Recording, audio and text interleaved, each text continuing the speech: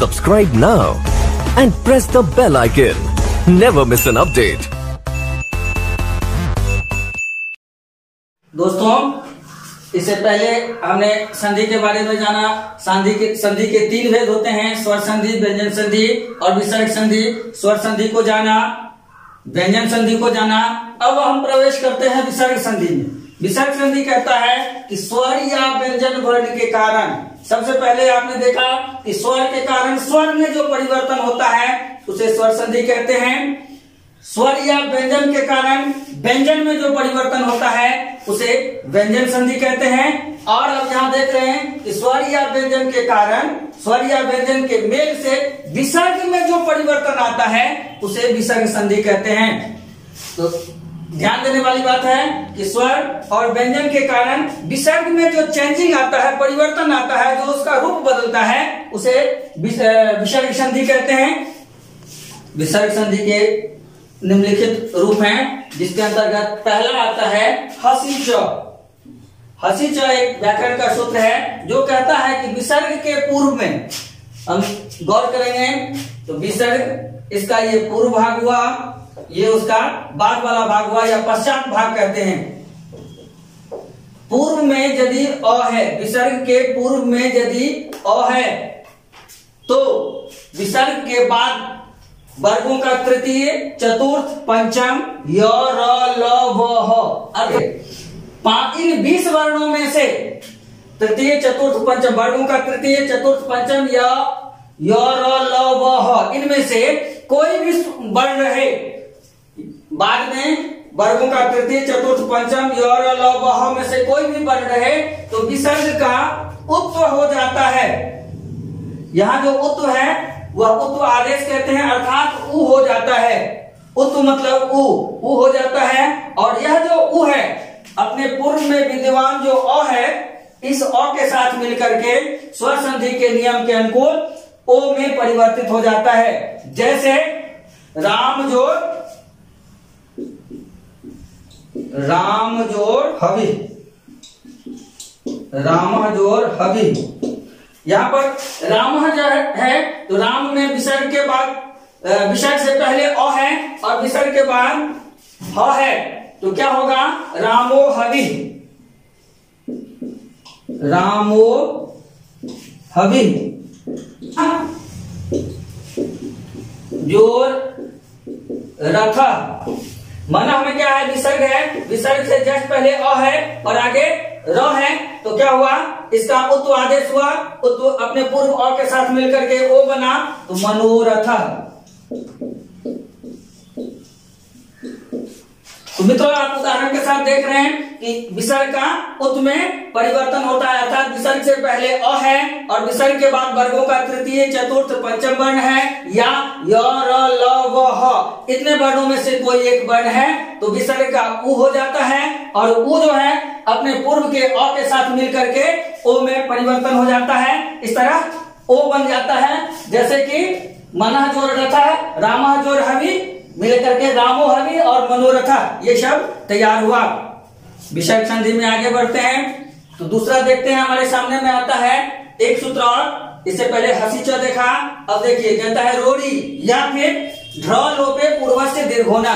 व्याकरण का ये सूत्र जो है सो आप देखिएगा, कहता है कि विसर्ग के पूर्व, विसर्ग के पहले यदि कोई भी ह्रस्व स्वर है, ह्रस्व स्वर हम आप जानते हैं, उसमें से कोई भी ह्रस्व स्वर विसर्ग के पहले है और विसर्ग के बाद एकमात्र स्वर, एकमात्र वर्ण र है, तो विसर्ग के पहले जो ह्रस्व स्वर है वह दीर्घ में परिवर्तित हो जाता है और विसर्ग विहीन हो जाता है, लुप्त हो जाता है, विसर्ग छिप जाता है। कहने का अभिप्राय है कि विसर्ग के पहले यदि ह्रस्व स्वर है और विसर्ग के बाद र है तो विसर्ग अस्तित्व विहीन हो जाता है, छिप जाता है, गुप्त हो जाता है और उसके पूर्व में जो ह्रस्व स्वर है वह दीर्घ में परिवर्तित हो जाता है। अर्थात अ है तो आ में बदल जाता है, ई है तो ई में बदल जाता है। जैसे कि उदाहरण स्वरूप देख लीजिए, निह जोर रोगा, तो निह में विसर्ग से पहले क्या है? ई है, जो ह्रस्व स्वर है, और विसर्ग के बाद क्या है? र, रोगा का र है, तो क्या हुआ? विसर्ग छिप गया, लुप्त हो गया विलोम हो गया, विलुप्त हो गया, और ह्रस्व स्वर जो है वह दीर्घ में परिवर्तित हो गया। तो निह जोर रोगह बराबर क्या बन गया? नीरोगह। दूसरा पढ़ते हैं, दु जोर राजा, विसर्ग से पहले छोटी ऊ है, ह्रस्व ऊ है, और विसर्ग के बाद राजा का र है। तो देख रहे हैं आप मित्रों, दू राजा अर्थात विसर्ग का लोप हो गया है, लुप्त हो गया है, और ऊ जो है वह दीर्घ ऊ में परिवर्तित हो गया है। इस तरह से नि जोर रोगह बराबर निरोगह और दो जोर राजा बराबर दू राजा। इसी तरह बहुत सारे उदाहरण आपके सामने में आएंगे। बहुत सारा उदाहरण देखिएगा कि विसर्ग के पहले कोई भी ह्रस्व स्वर रहे, ह्रस्व स्वर, दीर्घ स्वर नहीं, प्लुत स्वर नहीं, कोई भी ह्रस्व स्वर रहे, और विसर्ग के तुरंत बाद यदि र वर्ण है तो विसर्ग का लोप हो जाता है, और विसर्ग के पूर्व जो ह्रस्व वर्ण है वह दीर्घ में परिवर्तित हो जाता है। इस तरह से नीरोगह और दुराजा हमारे सामने में उदाहरण स्वरूप पड़ा हुआ है। आगे बढ़ते हैं तो हमारे सामने में आता है एक सूत्र, अतोरोरप प्लुतादप प्लुते। अतोरोरप प्लुतादप प्लुते, इससे पहले जो हमने हसी च में पढ़ा है उसी से मिलता जुलता है, लेकिन थोड़ा सा भिन्न है। हसी च और अतोरोरप प्लुतादप प्लुते में थोड़ी सी भिन्नता है। देख लीजिए, कहता है विसर्ग के पूर्व और है, ये हमने हसी च में भी पढ़ा है, और विसर्ग के बाद भी ओ ही रहे। इससे पहले हमने पढ़ा है कि वर्गों का तृतीय, चतुर्थ, पंचम, य, र, ल, व और ह, इतने वर्णों में से कोई रहे। तो हसी च का दृष्टांत हमारे सामने में आया था।